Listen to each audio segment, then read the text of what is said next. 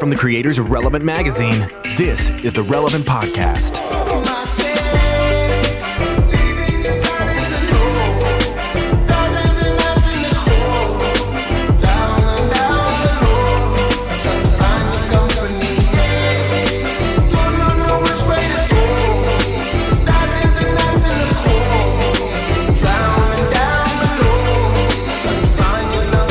It's Tuesday, January 21st. The year is 2020. You're listening to the Relevant Podcast. My name is Tyler Huckabee. I'm coming at you from Nashville, Tennessee, back there in Orlando, Florida, making sure that we stay off the rails, that we never even get on them, that we start and finish in the same ditch, in the same place even, as our illustrious producer, Chandler Strang. Hello.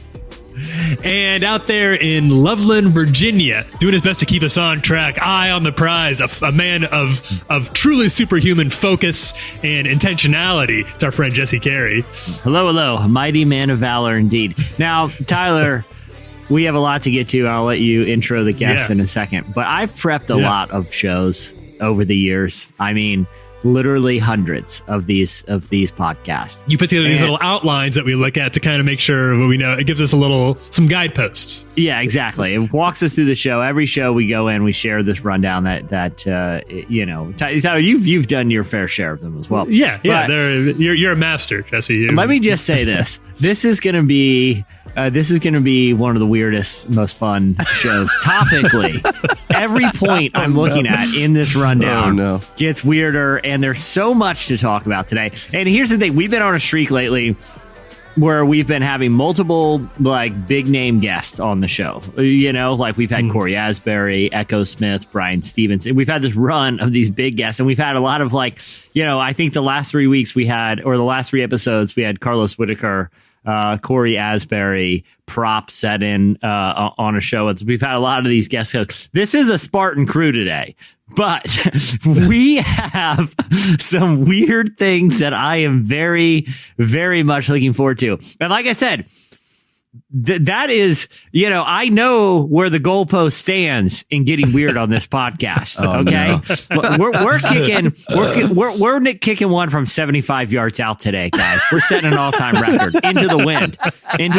People are gonna be like, "Wow, that one sailed through it barely, but it sailed through." But that was a deep kick, and that's what it is today. So, and honestly, it'd be easy because if we had somebody like say Corey Asbury on, we love having people on to help us host it. I think it's important that we do, because it gives us kind of a moral compass maybe to abide by. You know what I mean? Like we can't get too high into the stratosphere, or we're gonna lose them. They don't want to fly. They don't want to soar those heights. Today we don't have to hold anybody's hand to explain where we're going. We don't have to talk down. We don't have to try to set the table for anybody. We're just going.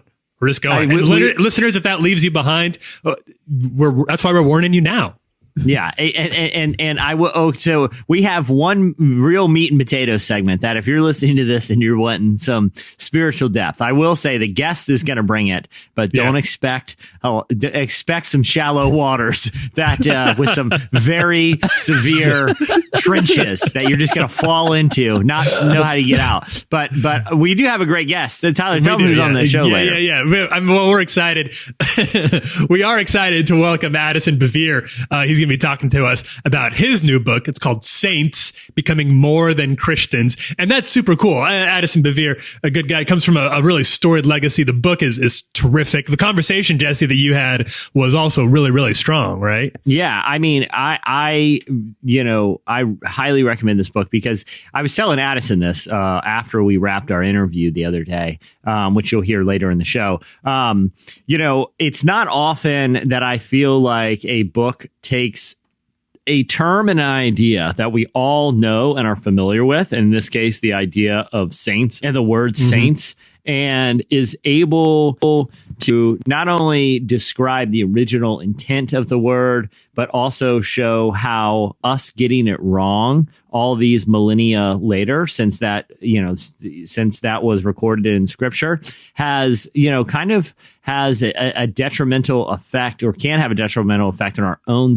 spirituality and our own faith. It's a fascinating book, fascinating conversation. Definitely stick around. You're going to want to hear about Addison's book, Saints. The other great thing about Addison And I didn't know this when I did the interview. I found out this when we were.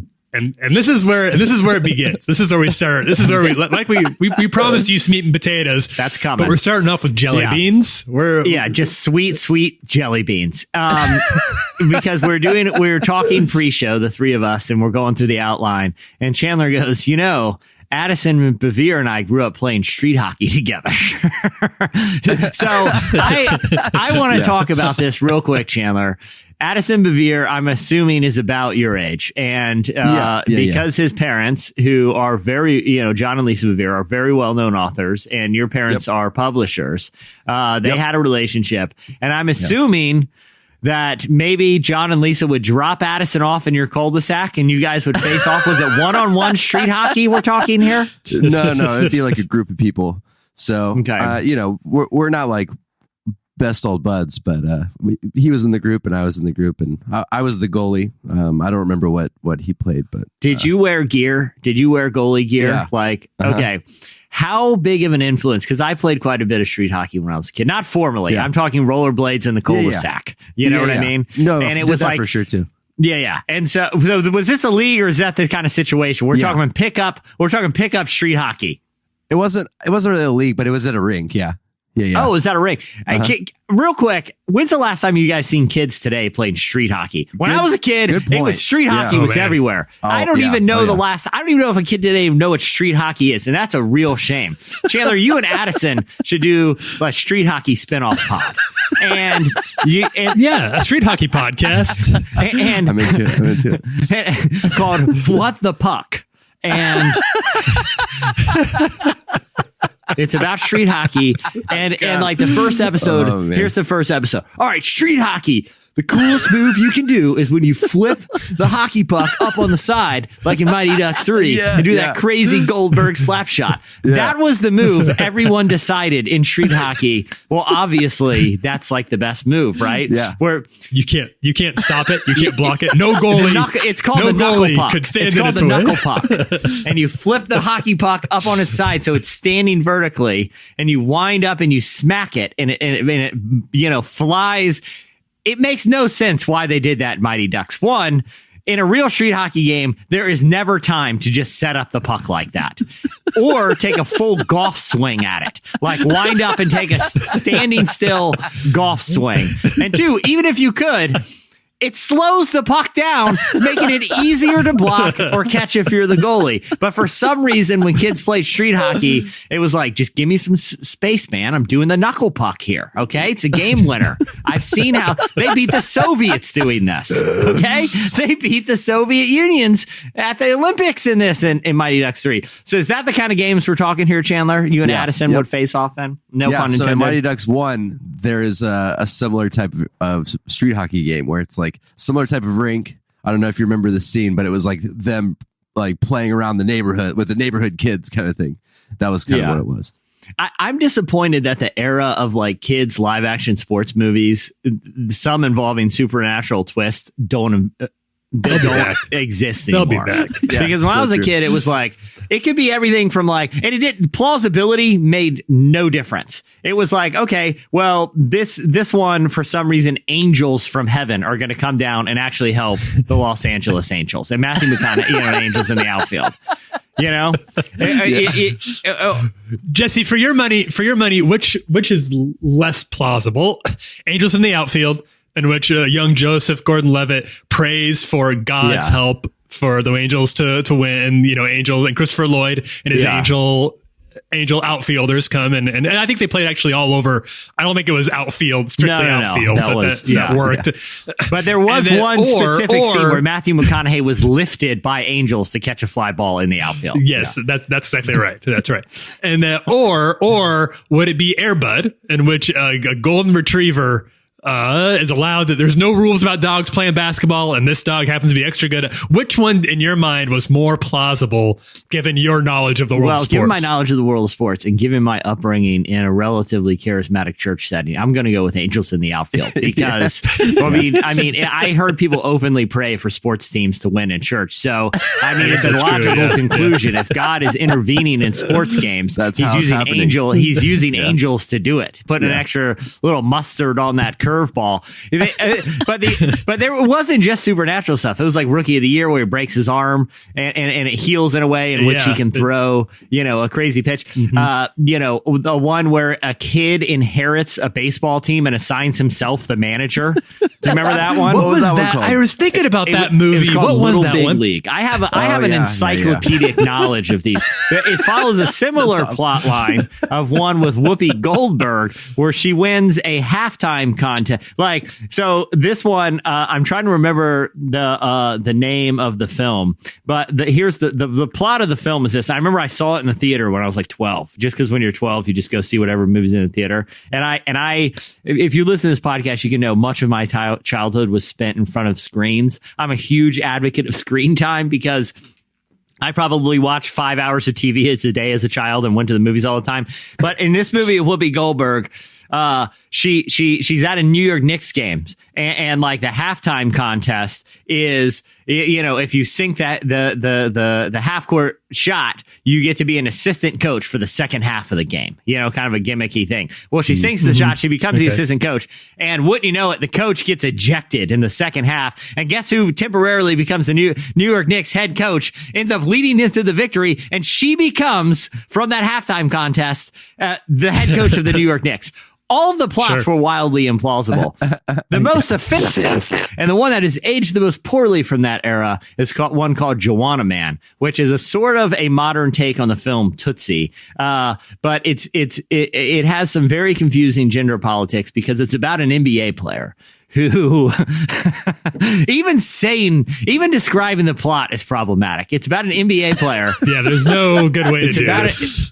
I know the movie, and Chandler, just keep finger over the edit button.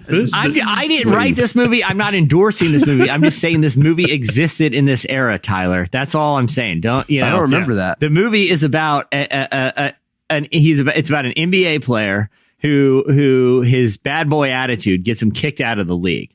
But he still needs his income. So he decides to dress as a woman and join the WNBA. And that is the plot of the film. And him trying to maintain this ruse is the plot of the film. It has not aged well. But all I'm saying is your child, I feel like we would see more cool things like street hockey and, like even just stuff like trying a Happy Gilmore swing at the driving range. I feel like we would see more fun stuff like that if they brought back ridiculous sports movies. I feel like we've been lacking for a long time now. Yeah. Do you think there's an opportunity for like some sort of Pure Flix spinoff in which like a 12-year-old inherits a mega church? That's great. It's like a youth Sunday. It's like Youth Sunday, and they turn over the keys and the pastor has like a some little 13-year-old pipsqueak. And then the pastor has a heart. Pastor gets arrested. Yeah. So something happens, and the entire church board, all the others are like, well, what if we do? The bylaws clearly state that if the senior pastor goes down while there's an associate pastor in place, then he has to remain pastor for the year until the next elder meeting. Little big church. Yeah. So the kid takes it on the pews and puts a ball pit in and he's like, he like has like hot tub parties and the baptismal. I can already see the movie poster too. And it says like, out of the mouth of babes, or like, now this is childlike faith, Oh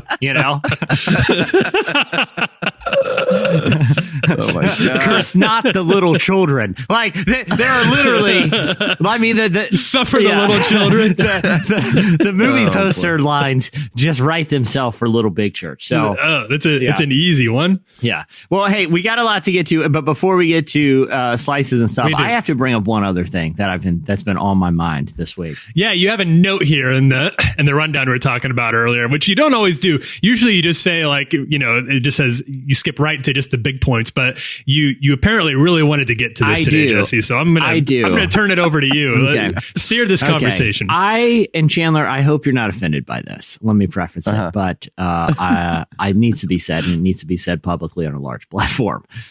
Tyler, okay, I am concerned. Chandler is becoming a serial killer. Here's why. He has developed I talked to Jess on our team, who behind the scenes, Jess is incredible. She keeps all of us on schedule, keeps everything running. Among her many duties, she does that. And I texted her this morning. Yep. I said, hey, if you talk to Chandler, I just want to confirm where the start time. And she said, yeah, I know he was up late outside trimming plants.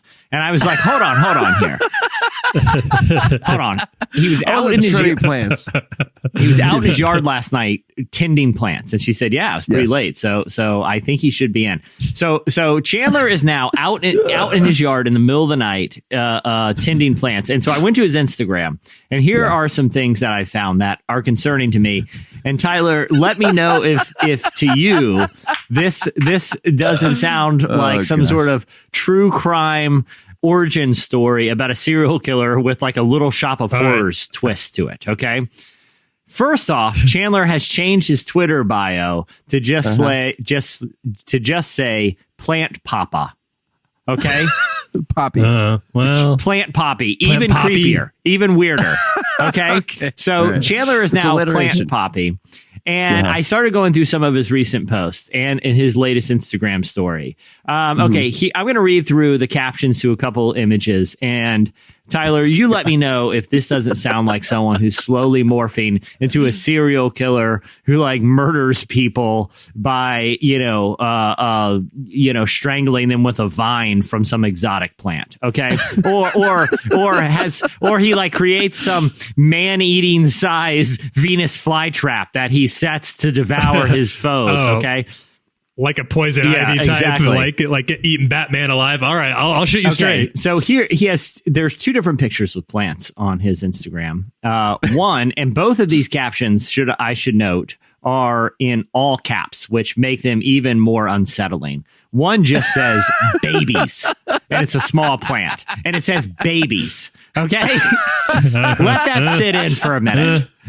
Then he has another one. A tiny little plant that started growing in one of my plants. They're literally referred to as babies. You don't need to just let him talk. All right. Babies. Okay, it's a picture of plants in pots. He has another one with small plants in pots, all caps once again, because not everything is in all caps. Just these two captions, and it just says cute. All caps, cute. But it's like he's shouting it, like he sees the plants. He's like cute. Yeah, exactly. It was very unsettling to me. Then on his Insta story last night, he does a pan shot, a slow pan of the interior of his home. Every surface in his home, Tyler, is covered in potted plants. Okay, this is the inside of a living quarters, and every surface has potted plants. And here's what it says in the text over: had to bring all my porch plants inside because it's getting cold tonight. Porch plants? That's just the porch plants. No. That was the combination of my porch and normal inside plants. Okay, first off, you live in Florida. How cold could it possibly be getting? And how many of these potted? It was like 40 degrees last night. How many of these potted plants do you have? There had to be north of 40 in your apartment last night. Okay. Yeah, for sure. Which is very odd to me that he's kind of doing this Jumanji thing outside. Okay, then there was another one from a few days ago, and it showed plants in like tall plants in plots. And here's and it was a series of pictures. And Tyler, let me know if this isn't possibly the creepiest thing you read on the internet. Okay. Okay. This caption to this is the most unsettling caption I've ever heard on Instagram. Okay, I'm going to read it. Spent my night dividing a 10-year-old snake plant. This is the family portrait. And then it's a picture of a bunch of plants. First off, I don't think there's no such thing as a snake plant. That sounds too creepy to be real. It's real. One, he made sure to note it's 10 years old. Like he's taking pleasure in dividing this ancient plant into segments, like some kind of psychopath, putting it in plants, and then he calls it his family portrait. Okay, this is the equivalent of receiving a letter in the mail that is constructed entirely of cutout magazine letters and includes a picture of you with the eye holes cut out. Okay, that's this level creepy. Tyler, are you concerned about this behavior that Chandler's demonstrating on Instagram? I've been the way you laid it all out, Jesse. I'm glad we're talking about it here. Chandler, you're among friends. I'm concerned about it. And I want you to know, Chandler, these plants are never going to fill that hole in your soul. They're not going to do what you want them to do. That's going to come from something Chandler, else. where did the origins? I don't know. Where did the origins of this plant obsession? Because it seems relatively recent. Seems like you went all in. It seems like you went all in on this thing. I did. Yeah. I mean, so I moved to a new place within the last year, and I started getting plants as like a decor thing, and then I assumed that I would probably have a hard time, maybe kill some of them, and ended up not. And you get, 2 at a time, and eventually I started learning about how to find them outside and pot them myself, and now I have a pretty big collection. So now I have a pretty big family who loves me and will do anything to protect. We'll do anything to protect what we have, and I do mean anything. Exactly. Anyone who comes from my family, and they're like, which is plants that I found outside and potted and divided. And Jesse, do you have any plants in your house, Jesse? I have a fake plant. I have a large fake plant downstairs, but I have nothing. And so you don't get a lot of emotional, relational satisfaction or anything from your fake I don't plant. sleep in the same bed with him like Chandler does. We don't all cuddle at night. We don't have a family cuddle session. Tyler, you a plant guy? Not really. No, we have some plants, I guess, but it's mostly Liz's thing. I have a garden. Yeah. It's not seeing a lot of use right now, but haven't gotten into the gardening thing yet, but that's probably the next step. Yeah. You like to make sure your plants can be in pots so that you can hug them and bring them places with you. You would never eat your family. Exactly. So true. You're not a weirdo. You're not going to eat them. It's just sadistic. Right. You're not going to eat them. You just like to set them around the dinner table, set plates for them, and sit at the head of the table and talk to them every night. I'm not a weirdo. I'm not going to eat them. That's what I'm not a sicko. I just like to set them in the furniture around the house, dress them in people clothes, and talk to them as if they're elderly women. What's wrong with that? I want wisdom and companionship. Anyway, I don't see anything wrong with it. Yeah, it seems like everything's going great. It seems like you're doing really well. You're doing really well. We'll let Addison know. I want to encourage the nurturing I'll let spirit. Addison know Chandler's doing just great. He's got a whole plant family, and it's growing. It's growing very, very rapidly. His plant family's growing concerningly rapidly. He's doing great. He's doing fantastic. All right. We are going to take a quick break, and when we come back, we're going to do slices. It's only going to get better from here on. Without any complications.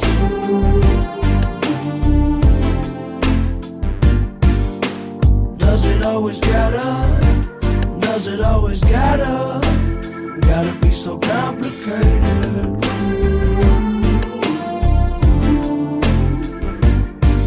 Well, I'm way too young to be getting old. You're listening to Complicated by Mac Miller. They released that new posthumous album from Mac Miller last Friday, and it's really good. There's a lot of good songs on there. At the beginning of the podcast, you heard Marchin' by Theophilus London.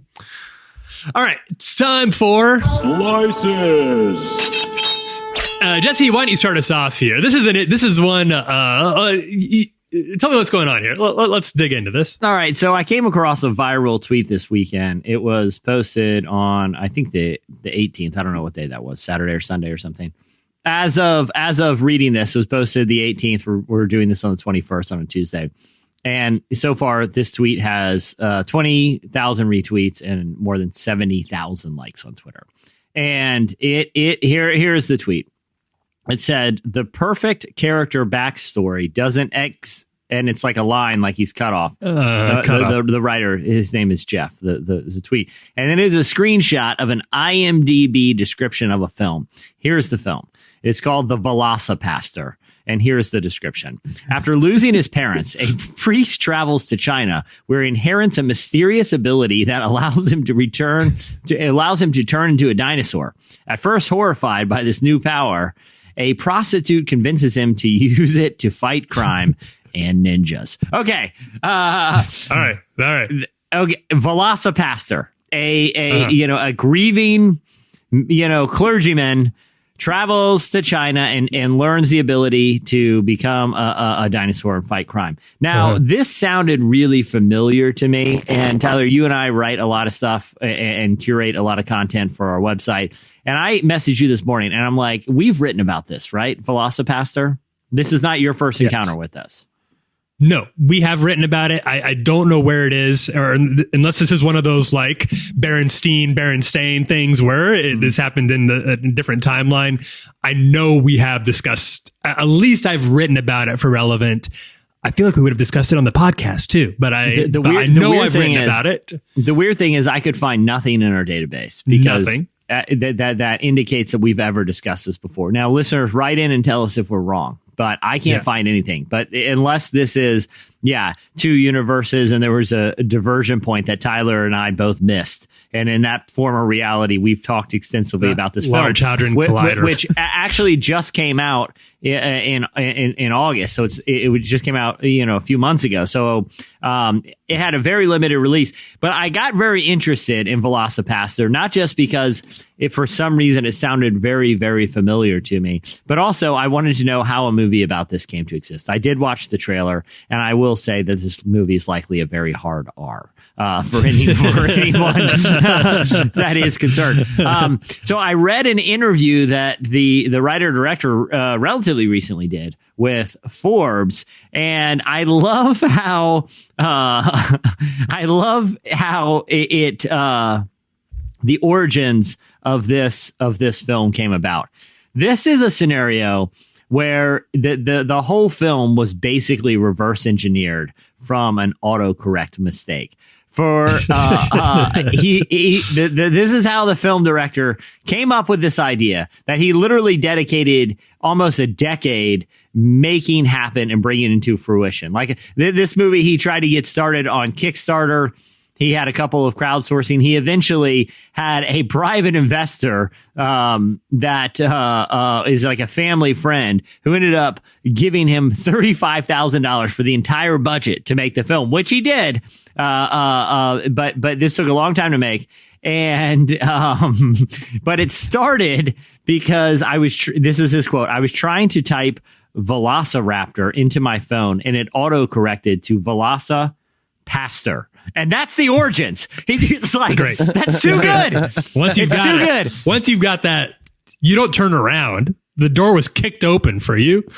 Yeah, the universe is trying to tell you something. Because here's the thing: I have no idea. Like, I still don't fully understand how autocorrect works. But why would it suggest? Were you trying to say Velocipastor? Like, who's writing the database? It's like, no. He's not saying Velociraptor there. He's definitely saying Velocipastor. That's the. Let's go ahead and correct this for him. But it gave him this idea for this insane movie. And I think the origins of it, I mean, he just reverse engineered it from there. He said at first he wanted to make the movie some sort of subtle commentary about the Catholic Church and its power and its corruption. Then he's like, no. I'm just going to make it as weird as possible and throw some ninjas in there. One, it's weird that I forgot that this, like if I never saw this tweet that went viral over the weekend, I may have entirely forgotten that this film ever existed or that we've ever provided any kind of commentary on it. Then I can't find anything we've actually said about it. And it just set off a very odd strain of events. But I'm very glad that this exists. And here's what I'm thinking about doing, guys. This film, I did do some research. It's not on Netflix or anything, but I can rent it. It's available for like VOD rent. I'm thinking of my family's going out of town this weekend, so I'll have the place to myself. I see where you're going with this. Over the weekend will be watching Velocipastor. I will be paying the $3.99, hopefully recouping this guy's investment here of $35,000. I will be paying the $3.99 to watch it on YouTube, and I will issue a report and a review on next week's a Tuesday episode of the Relevant Podcast. You can hear my review of Velocipastor, and I will be taking very good notes throughout. So I'm excited that this brought it back to my memory because I'm actually extremely curious about this film now. There's the reason this one has stuck with me is it came back into my consciousness a couple months ago because of a writer over at the AV Club, a writer I really like. Her name is Alex McLevy. wrote, there's a regular column over there called Home Video Hell, in which they do kind of what you're talking about, Jesse, in which they write about, they find a really bad video, a really bad home video, watch it and give an honest review of it, which is what happened with Velocipastor, and McLovey handled it here. And it sounds like, Jesse, you are in for a real treat. Some extensive clips were posted. There's a lot of clips posted just to that alone, including, I don't want to give any spoilers, but they do post the final fight. And I could not believe my eyes when I saw it. I don't want to say it. We'll discuss it at length. I don't want to take anything away from it because I do want this to happen. I want you to see this movie. Yeah, and no then spoilers. I want to discuss it. We'll discuss it together. Discuss that link next week. I think you're in for a treat. I do want to read just a brief selection from her write-up here, which is this. One of the most purely wonderful things about the Velocipastor is how much of a bleep it doesn't give about trying to explain itself. This movie is the cinematic equivalent of your stoned roommate in college, barely awake at 5 a.m. and trying to explain how totally awesome it would be if you could combine a dinosaur with a priest and have it fight evil. More specifically, it's that same stoned friend if you then went out and actually tried to make that movie, presumably while still high and possibly also drunk. Good work, friend, you think to yourself, while also cringing at what the people he worked with to achieve his vision possibly had to endure. Yet at the same time, come on, you'd immediately start bugging him to see the results of his handiwork. So that's all to say, Jesse. I think that if that sounds good like to a real you, treat. If that sounds good to you, and I hope it does, then we got a lot to look forward to. I don't feel like we can honestly say that our show and brand exists at the intersection of faith and culture if I haven't taken the time to see a film called Velocipastor. Like, I feel like I'm doing myself a disservice. I feel like I'm doing the filmmakers a disservice. I'm certainly doing our audience a disservice. So stay tuned for that next week. But that is the slice that I was very eager to talk about today. All right, so I've got I'm going to do, if it's all right with y'all, I'm going to do two here this week. The first one is speaking of bizarre home video situations. There's one that came across our desk just in the last week. And Jesse, I expressed to you my shock that it took us this long. We didn't even know about this until there was actual footage that existed on the internet. Yeah. You know what I mean? That was ready to go. I do. I feel like this should have been in our, we start covering movies from the announcement a lot of times, well before there was a cast or anything in place. Yeah. And yet it took all the way until there was a real live clip being released online for us to be aware that this thing exists, which, as you said, of Velocipastor, exists right at the intersection of faith and culture. I am, of course, talking about a new musical movie called A Week Away. A Week Away. And A Week Away is, it appears to be a movie that takes place at a Christian camp. That's right. And all the songs are provided from some of the 90s CCM youth group canon all-stars like Michael W. Smith, Stephen Curtis Chapman, Amy Grant. To give you a Audio really Journal's Big House. And then Big House is in it. You've got Rich Mullins makes an appearance here. Yeah. To really get the full effect of this, of what we're about to play, you need to watch it. But I do want to play at least a little bit of the clip that was released online. Let's go ahead and roll that. Looking for a reason, running through the night to find my place in this world, my place in this world. To appreciate what you just heard, you need to understand that this is not being sung to God. This song is being sung, Michael W. Smith's My Place in This World is being sung by what appeared to be two young, like, love-struck teens on a dock at sunset. It's a very romantic setting, and they're singing it to each other, and they're dancing? They are. Kind of? They're sort of like ballroom dancing, like to singing Place in This World. Now, Tyler, I don't know if you saw this, but there was an official plot synopsis. Yeah, there was. So this is how Billboard magazine actually did a big thing on this. Here's how they describe described the plot. They said it involves troubled teen Will Haskins, who has a run-in with the law and avoids a juvenile facility by instead going to a church youth camp. At first, he's a fish out of water, but soon finds friendship and acceptance. Now, okay. And it should be said, it's sort of like High School Musical style, the poster looks very high school, to the point where they even have kind of the High School Musical like archetypes very clearly identified in the poster. Now, I want to, so presumably Will Hoskins here, the bad boy, a judge sentenced him to church camp, where for some reason, a church camp where people speak instead of dialogue, they sing 90s CCM songs to communicate with each other. A punishment. I wouldn't wish it on my worst I would be like, you know what? Just send me to juvie. Listen, I was a troubled teen at youth camp. I wouldn't call myself a troubled teen. If I was a troublemaking teen that went to several youth camps, listen, send me to juvie. Let me just do my time. Okay. Let me just do my time. Okay. Tyler, on a non-ironic scale of how excited, because all of us have a certain fondness for, songs That's like Place really in This true. World, Amy Grant, Audio Adrenaline, Big House, all those. But, I Saddle of Your Horses, but on a non-ironic scale of how eager you are to actually see this movie, where would you rank yourself on a scale of 1 to 10? It's a really good question. I've been trying to figure that out all weekend since I first saw this. I don't know the answer. I feel I can't believe it exists. First of all, this is just a very strange thing.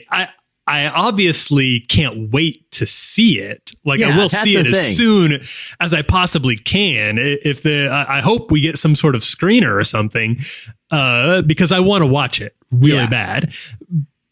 Is it ironic? Is it sincere? No, it's both. This is like a Schrodinger's cat situation where I am both dreading and excited about it. I saw a lot of people online responding with things like, "Oh, barfer! Oh, my ears are bleeding." I'm not there. That's not how I'm feeling. I want to watch it, and I think I will have a blast. It's kind of how I feel about a lot of people. I think this is going to be, and somebody else said this on Twitter, I think this is going to be our Cats in a lot of ways. Okay. It's going to be our very bizarre, otherworldly, I can't tell which way I'm enjoying this, but I am enjoying this situation. That's what I think is going to be. And this isn't any kind of dig at the filmmakers or the filmmaking, because the production quality looks great, right? It looks like, and they have the stars of this film are I say kids, they're in their early 20s, but young actors and actresses who've been in notable things and Disney Channel stuff, CW stuff. But the thing is, I wouldn't watch a High School Musical, Disney musical. It doesn't interest me, Right. And the hesitation I have isn't because of the project itself. It's just because that genre, I'm a dude in my 30s. It's not those movies aren't made for me. Right. So maybe the intended audience, the tweens and families who watch teen musicals, maybe this is right in the crosshairs of what they like. The strangeness to me is not so much that it uses even Christian music or that it's set at a Christian camp. Honestly, if you're making a teen musical, that's a logical setting, and that's a logical a choice to make it a church camp and to make it Christian music for the musical. Even those aren't that odd, and they probably are giving the intended audience exactly what they want. The thing that is the curious part about it, and that makes me want to see it for myself, is the era of Christian music that they've chosen. Because there seems early to be 90s. Yeah, because it's not even late 80s. It's not like we're living in a time where there isn't a lot of great, quote unquote Christian music being made. Right. I mean, we play a lot on this podcast. We talk to a lot of artists who are Christians, particularly kind of in the worshipy realm, who are putting out fantastic music currently. Right. We talk about them all the time, and we talk to them all the time on this podcast because we enjoy their music. the interesting thing about this is they chose to jump back 20 years at least and at least. Yeah. And choose music that was created when none of the people in the film, who are all like in their early 20s or late teens, were even alive when was popular. It would be like Disney making a teen musical, but using like classic rock for some reason. Madonna. Yeah. And I'm not saying I have any issue with the choice. I just find it fascinating that was the choice. Like, we just heard Place in This World. But aren't you but isn't this kind of, in some ways, you're making a show for people our age from that era, depicting the Christian camp experience they had hoped that they thought they were going to have, singing Michael W. Smith to each other on the docks. This is like wish fulfillment 30 years removed for a lot of these people, which I need to reference this. This is important to note because a lot of people noted this online as well. I find it easier to believe that in real life, two kids would sing Michael W. Smith to each other at a Christian camp than I do that they would like hold hands, which these two do, and dance together, which breaks at every Christian camp I was ever involved with. No small number. That would not be allowed. You would get in a lot of trouble. It happened, but it wasn't supposed to happen. It's very different from the church experience, the church camp experiences of my youth, which mostly involve, getting yelled at in a private room by a youth assistant for making a fart noise when the guest speaker said every head bow, every eye closed. It's like, we're all at church camp, man. We all go to church together. We have done the altar call. Like, I've seen every one of these people go to multiple altar calls. Okay, it's the church youth group. There's no bad boys here. There's no one. A judge didn't order anyone at this camp. Can we just do a different sermon? That's all. That's the only reason I made the fart noise. And I'm sorry. You didn't have to call my parents about it. What if you were like one of the counselors at this Christian camp? You're whatever. They have different names out there, shepherds or like yeomen. It's always some weird name. And you were told, hey, just so you guys know, there's a kid out here. He was gonna go to jail, but instead they decided to send him to a camp full of young children. Yeah, exactly. Hey, keep an eye out for Will Hawkins. He's how would you feel? Got some problems. How would you feel? Yeah, exactly. If you're just one of the other parents and be like, hey, listen, it's gonna be a great camp. We're gonna do water balloons. We got a good cabin situation. We got almost enough chaperones. By the way, a judge is literally forcing here, so he's not in prison. It's gonna be around. No big deal. It's fish out of water. So we'll see what happens. But I think the kids will be safe. Don't worry. They'll be sleeping. He'll be on a top bunk. So if he were, we'll see him sneak out if he's going to go do another, commit another crime. Don't worry. We'll keep one eye on this kid. No, but if you haven't been, and I have, if you haven't been like out at 1 a.m, out prowling the campgrounds because there's one boy and one girl from each tent missing, then that's like true. That's DEFCON 1. If that's the highest one I can remember, that's the high DEFCON level of church camp. And that's what these two, and that's what I'm thinking when I watch these two kids dancing at the dock, is there is a search party that is out with flashlights and dogs. Somebody's out with Haskins. The kid who was going to get to juvie. The kid that committed a literal crime. Yeah.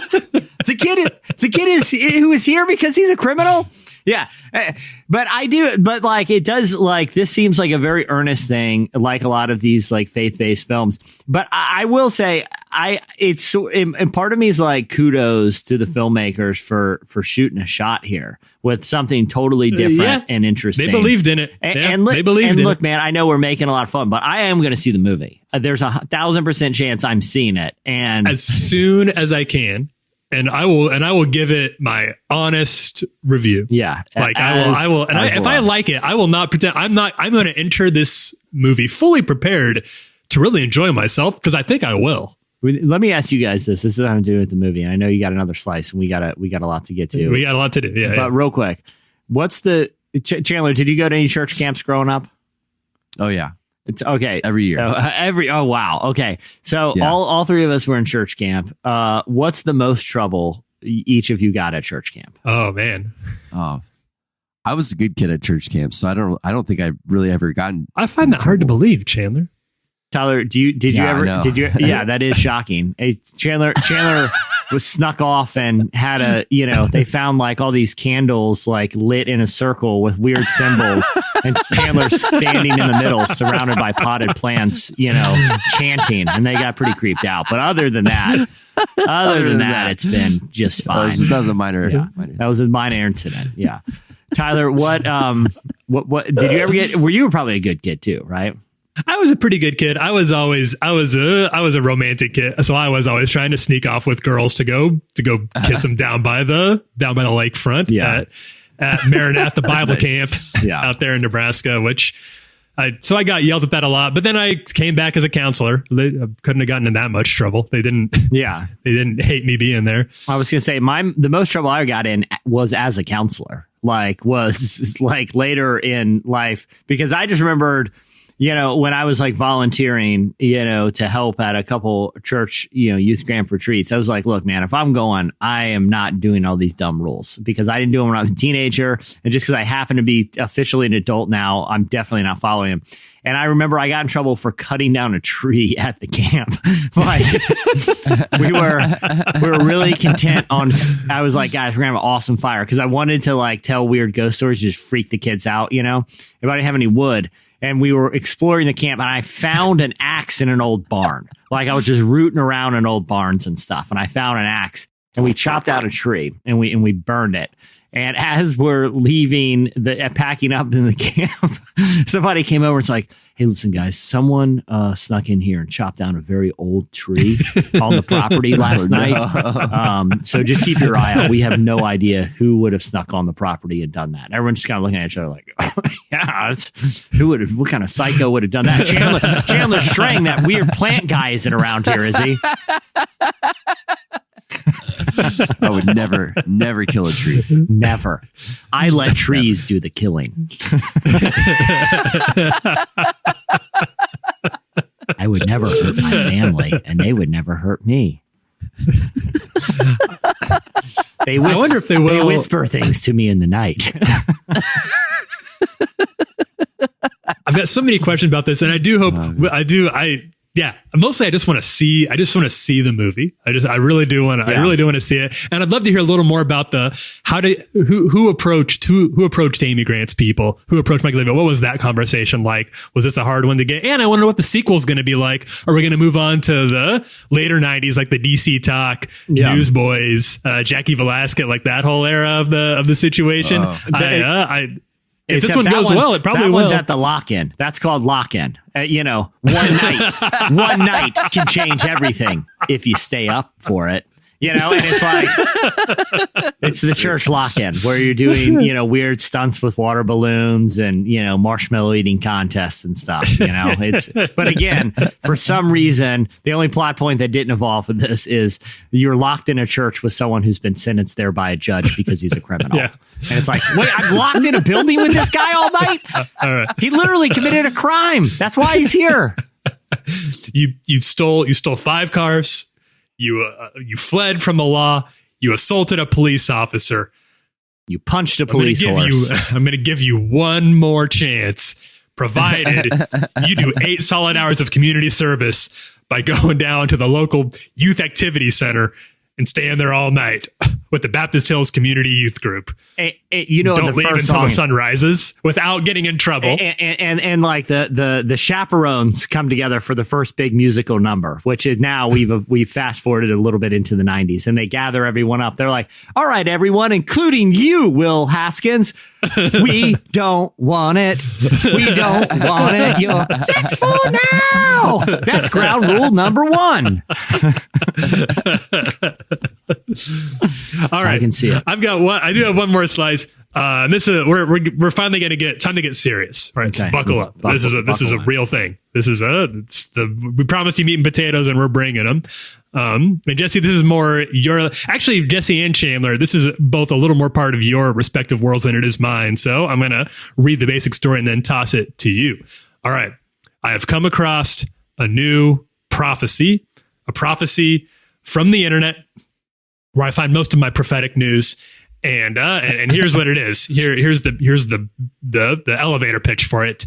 The Kansas City Chiefs winning the Super Bowl will be a sign of the end times. So let me give you a little bit of background on this before you reach it. Obviously, we live in a lot of strange times. Australia is still burning. It's on fire. The president is currently on trial right now. Russia is up to something. But the real sign, the real thing we need to be keeping an eye on, those of us who are on End Times Watch 2020, is the Super Bowl. What's happening in the NFL right now. This is according to Sean Boltz. Sean is the author of several books on prophecy, and he's the host of TV shows on places like CBN and TBN. And he wrote on Facebook in a viral post that he had heard someone else tell him that God told him that, and this is a quote, the Chiefs would go to the Super Bowl and win it. He shared that when they won it, it would be a sign of upcoming and end time revival. All right. He explained that God is raising up his chiefs. That's the explanation here. His chiefs to be apostolic leaders in many spheres of influence. Today, if you follow football, you will see that the Chiefs have their first chance for 50 years as they are going to the Super Bowl. This could be the time. All right, so he credits this prophecy to a man by the name of Bob Jones. This is not the Bob Jones of Bob Jones University infamy. This is a different Bob Jones. He was the leader of a group that was called the Kansas City Prophets, and that sort of became what's now the International House of Prayer, which I think is still in Kansas City. I hopped down there. Jones has prophesied a lot. I say he has kind of a shaky track record with his prophecies. He passed away in 2014, and I could find no record of this prophecy being written down. So if Bob Jones did prophesy it, then he only told it appears, to this man, to Sean Boltz. But that is the prophecy. And I came across it in the wild. It got passed around a lot. It went viral. I don't know a lot about the NFL. Jesse, that's your lane. I also don't know a lot about the charismatic world, which is where he comes from. Chandler, that was more your growing up experience. So I want to toss this to you both to hash this one out a little bit. Well, okay. A lot to unpack. First off, let's say this. Like I did, in Chandler, as you two probably can relate, growing up, prophecies like this were not uncommon. You know what I mean? To hear stuff like this. And it, Bob Jones obviously has a background with IHOP, the International House of Prayer, and I think IHOP has done a lot of great stuff. And I think, we've talked to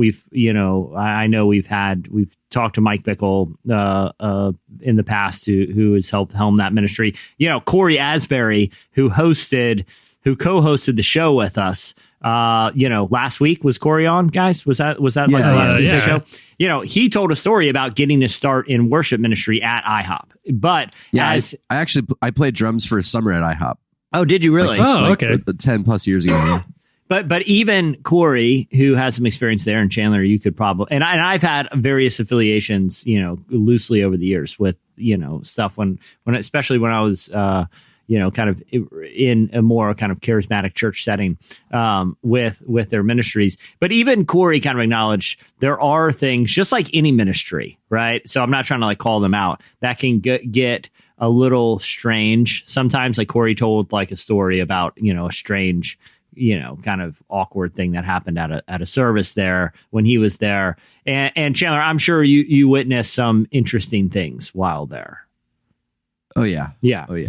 There is a real, it's kind of like a personality thing. Like some people are just strange people, Yeah, exactly. When you combine people being people with a zeal for the supernatural, sometimes that zeal can go into zealousness a little, and then it can go to overzealousness. So I don't want to disparage IHOP, and I don't want to disparage people who seek prophecy, but there is sort of a pattern sometimes that emerges where, especially as it pertains to end times prophecies in particular, that, and this isn't isolated to the modern era of evangelicalism, where people have, through Christian leaders throughout history, since the early church, when they thought that Jesus's return was imminent and in their lifetime, were making predictions and prophecies about the end times that never came to fruition.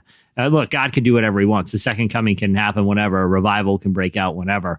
So who's to say what's actually going to happen? But there is a pattern of unfulfilled prophecies when it comes to if a certain current event transpires, that will trigger this apocalypse, or this will trigger the end times.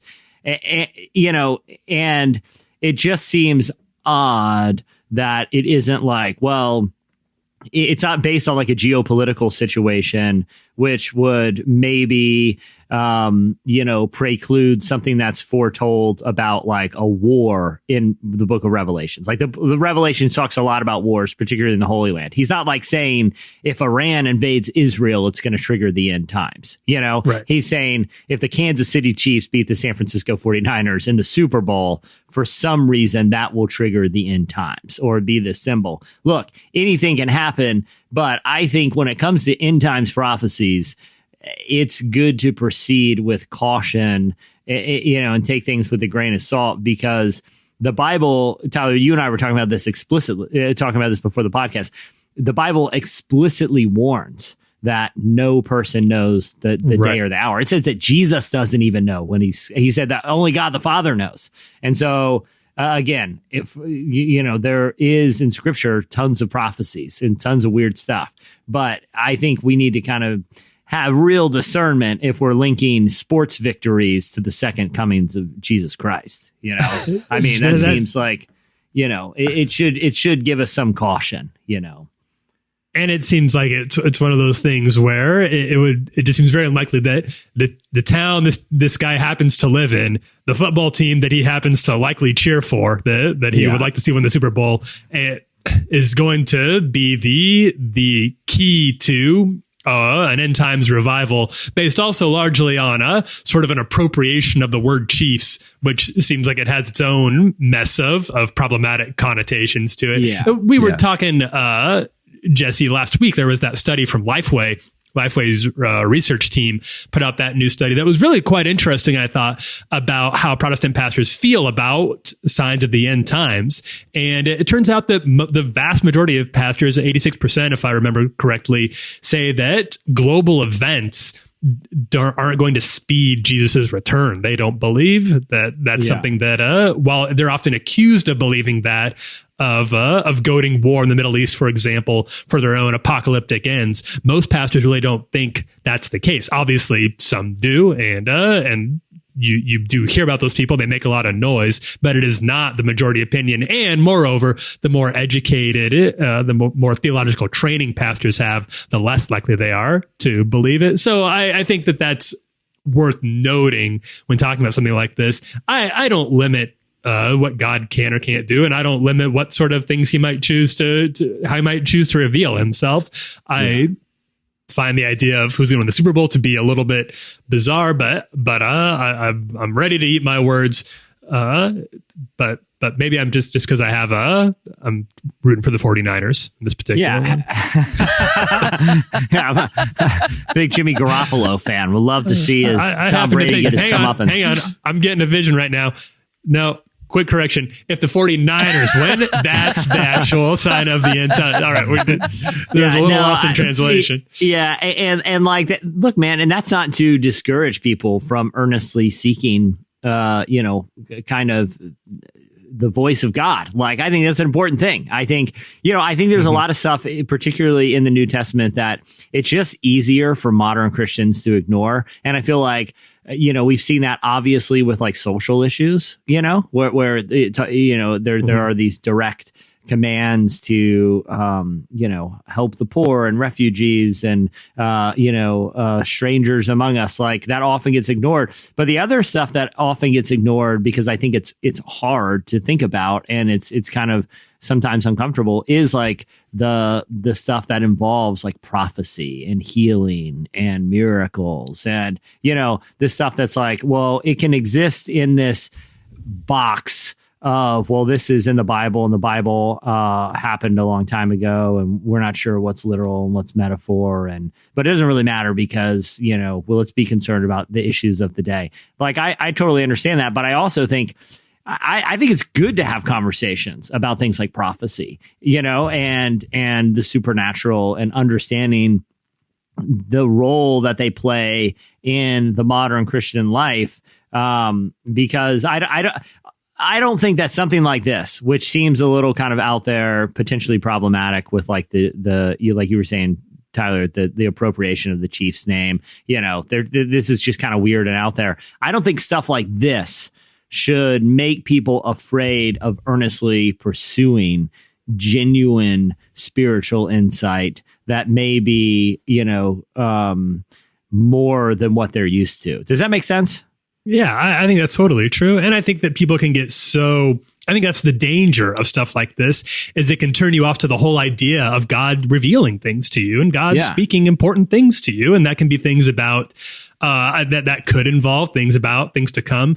I believe that's possible, but I also think that could close you off to the idea of God speaking to you about what he wants from your life and your relationships and your work in the world. And I think that's why I get so frustrated with some of these people who, maybe with good intentions or maybe just charlatans, both definitely exist out there, try to appropriate the idea of God speaking to them for their own ends in a way that does real harm to the work that God does and wants to do and has done historically and in the present day through the people who are trying to listen to what God has to say. So I hope that even when we're making light of some of these prophecies, I do that. I think we all do that out of a sincere belief that there is that God really does talk to people, and we want to honor that and dismiss examples of that from people who may have their own selfish ends in mind, whatever that might look like. So that's why we care about this. And I think that we've all seen examples, and many of us have probably had examples of God placing a call on us or speaking to us and giving us insights into a situation, maybe not seeing how the world is going to end, but maybe just what God wants from us in our day-to-day lives. And it can be in things bigger than that too. So that's something that I want to honor and cherish on this podcast and in what we write on Relevant. And I hope nobody takes any jabs at some other so-called prophets to be anything other. Exactly. Okay, well, that'll wrap it up for this week's Slices. When we come back, Addison Bevere joins us. So let me be sad tonight, sad tonight, sad tonight.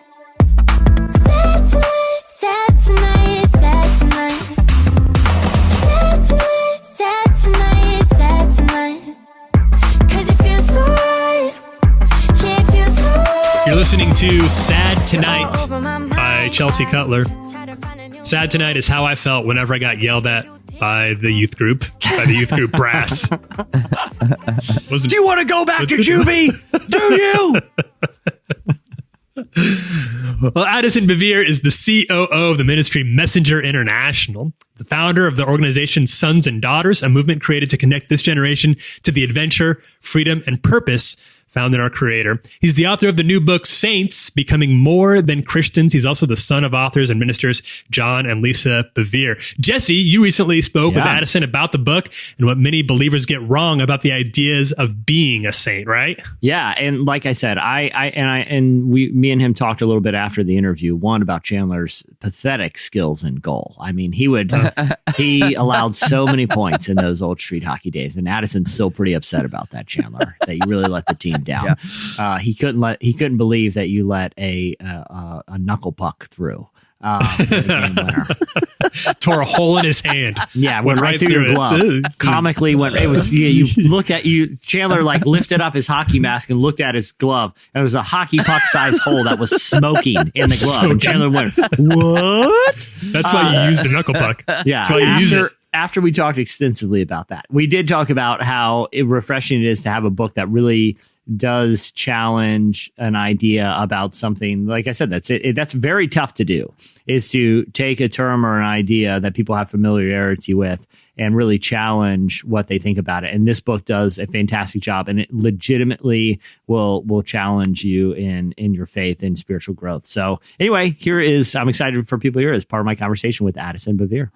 The idea for the book is so cool. Like, I love kind of unpacking a term that a lot of people are familiar with, but aren't really familiar with. You know what I mean? Like we, especially in sort of like in like Protestant circles, like evangelical circles, you know, I guess in like kind of like Catholic upbringings, people have an idea of like saints, but for evangelicals, like it's sort of just this term that we know because, you know, it's used in the Gospels, but we don't really, you know, have a context for it.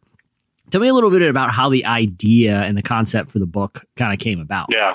So I was actually reading a book that was published, I think it was in the early 1900s. And the book wasn't about saints, but the author, he made a brief reference to saints. And it was a single line. And what he wrote, he referred to them as people who practice and participate in the mystery of the final day. And I was like, what? I'm like, what? Practice and participate in the mystery of the final day? And I had this certain idea of what a saint was at that time. I was like, no, I really want to dive into this. I want to figure out what this means because it really intrigued me. And so that was the catalyst for this deep dive into what a saint is. So when you started this deep dive, you know, what did you find out about kind of the idea of a saint that kind of surprised you? Yeah. Well, I think there's quite a few ideas that surprised me. The first one is that the identifier of saint, it doesn't just belong to dead people. We have this idea of a saint. We think of someone who lived a good life. It's a post-mortem distinction. It's like, oh, that person accomplished X, Y, and Z, so they were canonized by the institutional church. But if you look at the New Testament and the way that the word is used, it's actually used in a way that energizes the present and merges the worlds of what is and what will be. And so it's actually an identifier that gives meaning to the here and now for the purpose of vision, for the purpose of hope, for the purpose of faith, and moving the world into everything that God has spoken over it. It's such a powerful idea. And I guess like kind of the logical follow-up is like, you know, for a Christian that wants to be considered someone who's like a saint in God's eyes that can participate in this kind of eternal purpose, how do they get from point A to point B? How do they go from kind of considering themselves just like a follower of Christ to someone who has this sort of like eternal divine purpose? Yeah, well, I think one of the things that we have to do is we have to deconstruct the idea that the identifier of saint, it only belongs to this exclusive group of people. If you look at the New Testament, the writers of the New Testament, they use the word Christian only 3 times. Twice in Acts, once in 1 Peter. That's it. Christianos in the Greek, only 3 times. But the word saint is used over 60 times. It's hagios in the Greek. And it was the identifier of the early church. So when Paul would write to the believers in Ephesus, he would say to the saints in Ephesus, to the saints in Rome. It wasn't like to the select few who are saints. He would refer to all of them as saints. And again, it was a present distinction. And the whole idea here with saints is that this identifier, it actually possesses everything that we crave as human beings: mission, belonging, meaning, uniqueness, all of these things, these ideas that we look for in our existence, they're all found within this word of saint. And so what he's doing when he addresses them as saints, he's speaking to who they are today in this moment right now. And he's also, with that single word, he's also connecting them with the purpose, the inherent purpose that's tied with what it means to be the people of God. That kind of leads to an interesting, but I feel like a controversial question for some people who are listening. But do you feel like it is time, or it should be considered that we might not abandon the term Christian, but to, you know, maybe not use it as the primary identifier of ourselves, especially as it pertains to our faith? Yeah, I mean, here's the thing. I've heard more and more people refer to our world as the post-Christian world. When I think of the term Christian, I think of a cultural identifier. Recently, I was on a plane, and this happens to me quite a bit. I'm very introverted, but when I'm on planes, like, I have to talk to people and I have to interact with people. So these I'm the same way. I get a lot of great combos up there. You're the same way. Yeah. Right. I mean, once we get going, it's amazing. I mean, where else are you sitting in one of those conversations? Yeah, that close proximity to people, you know? Yeah, like 2 inches. Yeah, exactly. 2 inches from a complete stranger. Yeah. And it's rude if you don't at least acknowledge their existence at some point during the flight. Yeah. As hard as I try to just be like, okay, I'm here by myself in my own bubble, it just doesn't work. Yeah. But I was having this conversation with this lady, and she let me in, like, for whatever reason, like her walls went down and she went deep very fast. And she just started asking my advice and my opinions on different things. And then toward the end of our conversation, she looked at me and she's like, what religious practice do you follow? And I was in that moment, honestly, I just like squirmed in my seat. I'm like, I do not want to tell her I'm a Christian. And honestly, like most of my adult life, I've struggled with this idea of identifying as a Christian. Like, listen, I have no problem identifying as a follower of Jesus. He is the only human who got this whole humanity thing right. Like, I love following in his footsteps and wrestling with that tension and figuring out what it means to be a follower of Christ in today's world. But when we think of a Christian, there's so many stereotypes and stigmas that are wrapped around that label. So the identifier of Christian isn't inherently or necessarily a bad identifier, but I do think because it's become a cultural identifier, it's lost its meaning, and it's become something that's confusing for a lot of people. So what would you suggest as like kind of, and not to go too far down a rabbit trail, but like as an alternative, especially in the context of saint, because a lot of people, there probably aren't a lot of people who become, you're more likely to hear people say, well, I'm no saint, like qualify it like that. Right. But if you want someone to like kind of capture, the identity, sort of ramifications of that term, but without sort of being self-aggrandizing, what would you suggest to someone if they want to identify themselves without the kind of the baggage of Christian? Yeah, I mean, it's challenging. I mean, what I would do before I stumbled upon the immensity of the term saint, what I would do is I would identify as a follower of Christ. And the reason with this book, the subtitle is Becoming More Than Christians, and the word Christians is in quotations. If we're saying, oh, I'm a saint, like that does have a certain connotation, and it will give a certain vibe to people, like, oh, I'm such an amazing person. And we do use the term flippantly, like, oh, she's such a saint. But the reality is, if we look at our history, and if we look at the mission that is tied to what it means to be a follower of Christ, there really is no better word than saint. And I think we need a revolution of identity. And one of the definitions of the word revolution is to go back to the beginning. And when we go back to the beginning of this idea of following Christ, we find this word saint. And so for me, I love the word saint because it requires us to break down the barriers that we conveniently construct between the secular and the sacred. And that's one of the big ideas of a saint, is like saints refuse to allow those barriers to exist. They refuse to call anything off limits.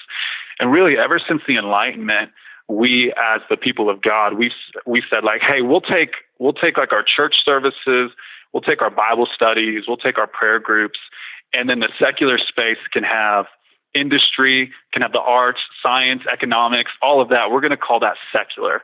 And we've created this duality. We've created this dichotomy between what it means to be a follower of Christ and what it means to live our normal everyday lives. And saints, by deconstructing that barrier, they actually find meaning in the mundane.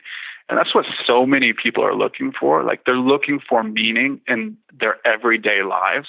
And saints are people who dignify our everyday lives because they have a vision for what will be, what should be, what could be, that energizes this moment, this relationship, this opportunity, this workplace, whatever it is we find ourselves in. That was Addison Bevere. Next up, your feedback. Oh, baby, we could just be lazy, get caught up in a maybe, I don't really mind waiting.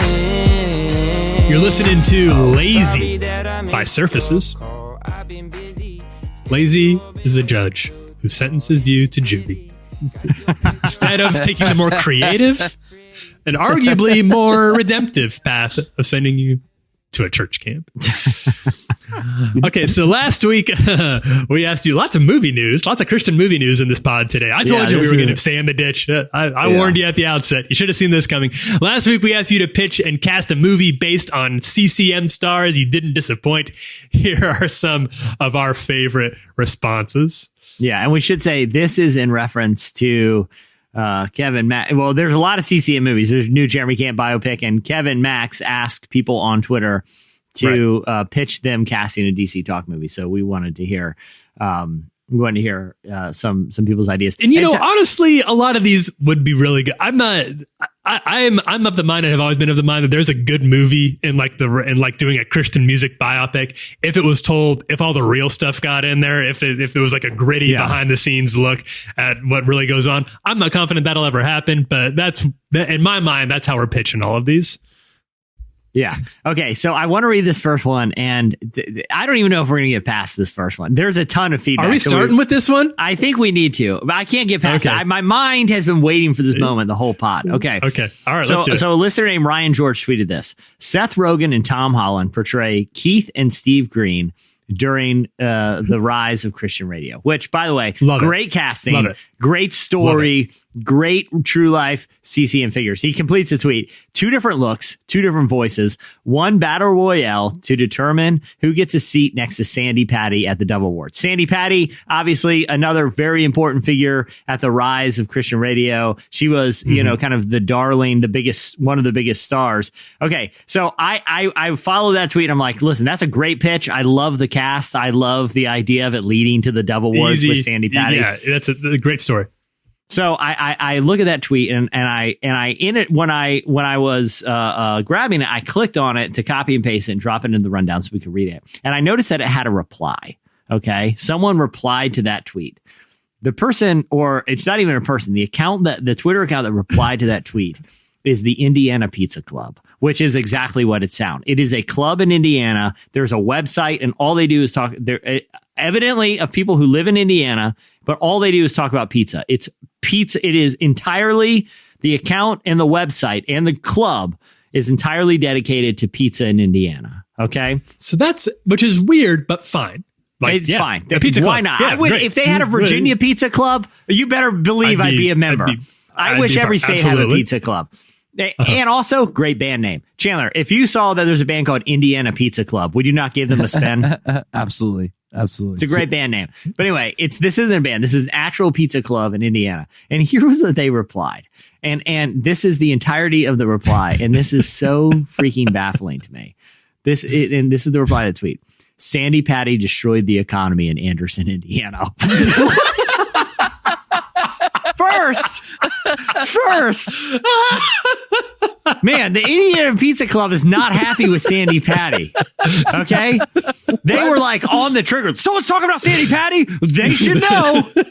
Like, why would they reply to that tweet? The Indiana Pizza Club is sitting there, like, monitoring mentions of Sandy Patty, and they find a fake movie pitch involving Seth Rogen and Tom Holland as Christian music figures, and they're like, well, the person who wrote this tweet needs to know that, just FYI, that Sandy Patty you're so excited about, she destroyed the economy in Anderson, Indiana. How would a single person who is any single person, yeah, not just Sandy Patty, but how would any singular person destroy the economy of a fairly large town and a large state? And we have heard nothing about this. And how does a pizza club have inside info? This smacks.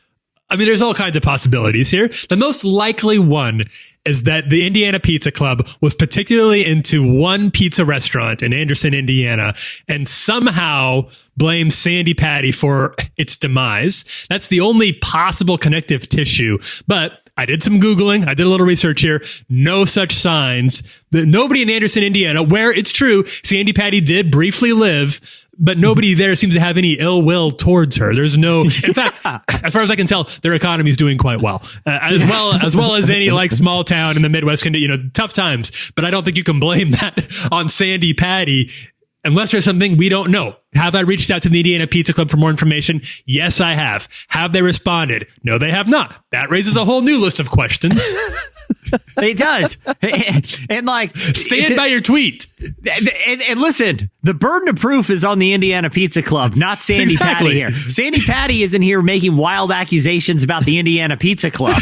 It's the opposite.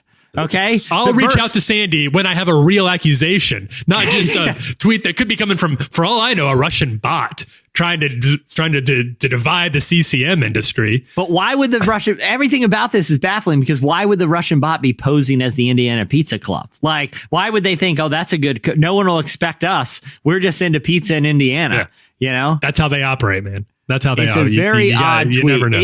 You know, who knew that this week's question of the week would open up such a rabbit hole? You know, I hope that next week when I give my Velocipastor review, you can tell us what you heard from the Pizza Club. If they have more, I'll definitely tell. And if it's true, well, then that's the CCM movie. I don't really care about Keith Green and Steve Green anymore. What I want to know is I want to see the story of a dark, sinister CCM star who would stop at nothing to bring her hometown to ruin as vengeance for what they did for perceived slights from her time growing up there. And presumably having to do with a pizza restaurant. It's it's a bizarre story. Okay. Also from Ryan, that was the only one that the Indiana Pizza Club jumped into the mentions. Ryan's good at this, though. Ryan's good at this. He's got a knack for this. He also cast Margot Robbie as a fledgling CCM artist and the international icon in Katie. It's obviously the Katy Perry story. The Katie Hudson / Katy Perry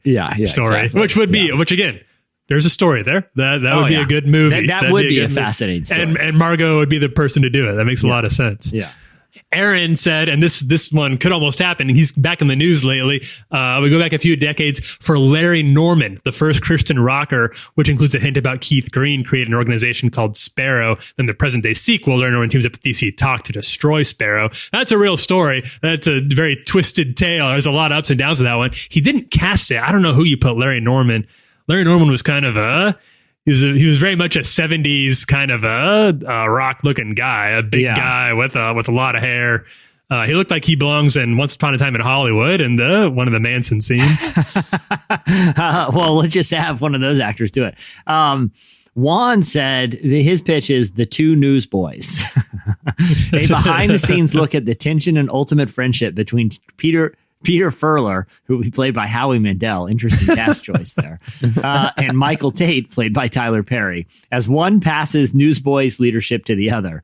Tagline: breakfast together, not a chance. You know, I could see it. I'd probably watch that. I honestly would. Like if I was home alone and then it's like, I got nothing else on Netflix. It's either Fire Up an Old Office or The Two Newsboys. I'm probably watching The Two Newsboys. I won't say too much here, but I feel readers should know, Jesse, you and Chandler should know that with off the record, this was an off the record conversation, so I can't say who or what, but a CCM star with whom all of our listeners are very familiar did reach out to me in the DMs and said they've already put together a treatment for their own biopic about their life, and with the director in mind, casting in mind, and sort of a loose outline, and talked and said there's a few pages of dialogue that were put together. And it's for real. It's not. I can't say this is for real. This is something they're actually pursuing. This really happened. Yeah, wow. This has really happened, and they would really like to see this happen eventually. I won't get into. I won't even tell you if you get it right. Maybe off the record, Jesse and Chandler and I can talk about it a little bit. Oh, but I'll say this: they've got a good eye for casting. It made sense. Yeah. When I saw it all broken down, I was like, I get it. I get it. I see the vision. I am intrigued. Hopefully it comes to fruition so listeners can find out. Tyler, why don't you read one more? Aaron sent us a couple good ones too. Yeah, Aaron does have a lot of good ones here, and I like them all a lot. I think that the idea of doing a Stryper movie makes a lot of sense. Aaron didn't cast this one, but it says Stryper comes from a different world and occupies the fish out of water role, a little more into supernatural stuff than the rest of the team. Also an excuse to do an 80s throwback movie, of course. And I think that Stryper is somebody I think a lot of people know by name. A lot of Christians know by name, but probably aren't super familiar with their actual music, which was very it's real hair metal. Like that was awesome. That was really weird stuff. It was really, really good. And I think that would be the script writes itself. Yeah. Anybody can run with one of these and make a really good movie out of it. You just have to get the rights, which may not be easy. Okay, why don't we throw to this week's editorial question of the week? Hey, Tyler, how about this, man? I have an idea for editorial question of the week. We talked about this the other week. When Corey was on and we teased to it and we didn't ask it. We said we're going to ask it in future weeks. So I would say we ask it now. Yeah. The best hot mic story you have, preferably from some sort of church or speaking engagement. So like the preacher leaves his wireless mic on and goes to the bathroom, or someone says something into a mic in a service that wasn't intended to be broadcast. We want to hear those. Also, in light of the Velocipastor origins, I want to hear your best autocorrect accidents. Like you're texting or emailing something, it autocorrects and hijinks ensue to words you did. So hot mic at church. We want to hear funny, awkward hot mic stories of someone saying something into the microphone, not meant to be broadcast out, but was anyway. And your best autocorrect stories. Tweet us those at Relevant Podcast. Tweet us at Relevant Podcast. We might read yours on the air next week. I'm excited to see those. I'm excited to see them too. And I think with that, that's actually going to wrap it up for us. We got through it. Wasn't easy. We did it. We warned you. We warned everybody. But hey, there was a little bit of everything we like to get to in Relevant Podcast today. I would say that we were on and off the rails in equal measure. That's the way I like it. We talked about getting in trouble at camp. I want that to be a recurring segment now. We can definitely keep that going for a few weeks. We talked about plants for a long time, and we're going to revisit all these topics incessantly throughout 2020. So I hope you all enjoyed it. This is the new chapter. Now we'll have serious co-host joining us soon, but sometimes it's nice to see a little weird. It's nice to we did get to talk to author and street hockey great Addison Bevere. That was a great conversation. Saints is out now. I hope you picked that book up. And also, hey, make sure you subscribe to The Relevant Daily. The Relevant Daily is the podcast that comes at you Monday through Friday with the top 3 stories at the intersection of faith and culture that you need to know about. We'd love to see more of you on that one. With that, I think we'll wrap it up. I'm Tyler Huckabee. I'm Taylor String. I'm Jesse Carey.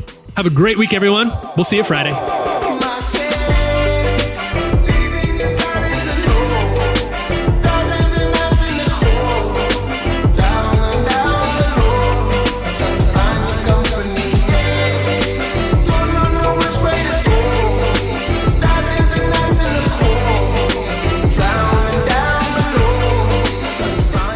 Thank you for listening to the Relevant Podcast. If you like what you heard, be sure to leave us a review on iTunes.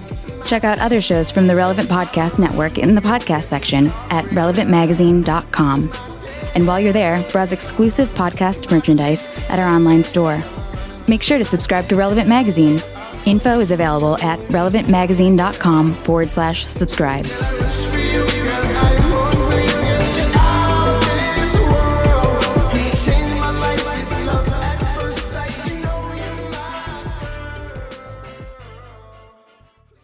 Can we just do a different sermon? That's all. That's the only reason I made the fart noise. And I'm sorry. You didn't have to call my parents about it. Relevant Podcast Network.